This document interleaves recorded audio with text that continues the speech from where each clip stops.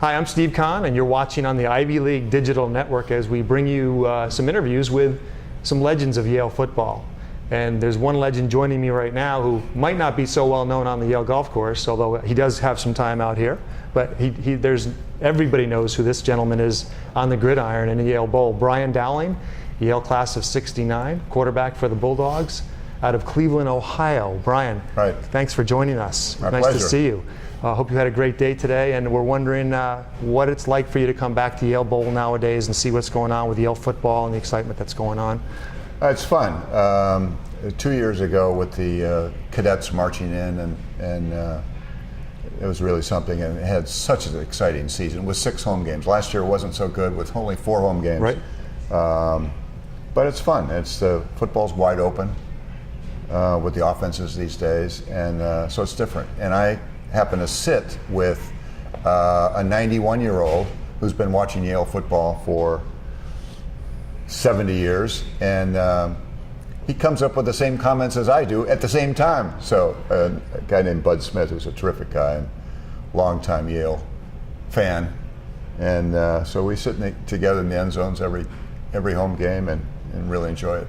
I know the legendary Walter Bud Smith from Orange Hills Country Club. Great gentleman, great Yale fan, war veteran. Speaking of legends, you played for a legend in Carm Koza, and everybody talks about Carm Koza when they think of Yale sport, Yale football, Yale sports for that matter. Tell us about Carm, playing for Carm, and what it was like, maybe an anecdote that typifies the experience. Well, it's really different because I came in as a freshman in his first year. So he was 34, 35 years old, very young. But one episode really stands out. We were sort of at the end of 2 days.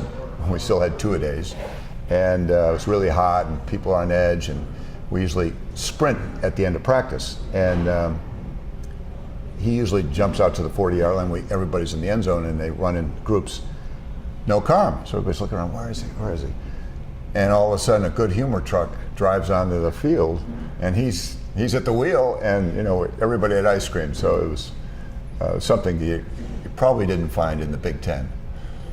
A lot of people have great memories of you playing quarterback for Yale, along with Calvin Hill and a lot of other great stars, including Bruce Weinstein and others. Was there one moment that you guys clicked, or something about it that made you remember this particular game or moment more than any other? Well, I like to think I was a pretty good judge of talent. So I picked those guys out, which wasn't hard to do because they were both so big, freshman year. And we just, it was funny, Bruce came to me before the Princeton game, senior year. He said, "You're not throwing much to me." And our offense was sort of right-handed. Calvin was a left halfback and ran off tackle with Bruce and Kyle G, who were terrific blockers. So we sort of got in that habit. So if we'd spread people out, Bruce was always tight. So, but we had the flexibility and the talent to sort of go either way. So I highlighted him that day, and he caught like 8 or 9 passes. So, and Calvin was always was terrific.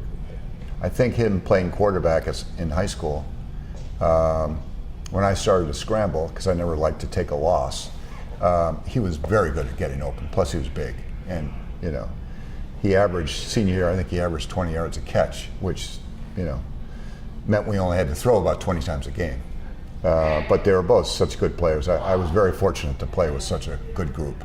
You were good at getting open yourself too, especially if you handed off to Calvin and decided to go out. Tell us about that play. Well, it's a little embarrassing being on the team and having the 3rd best arm on the team behind Koza, who was a minor league baseball pitcher, and Calvin.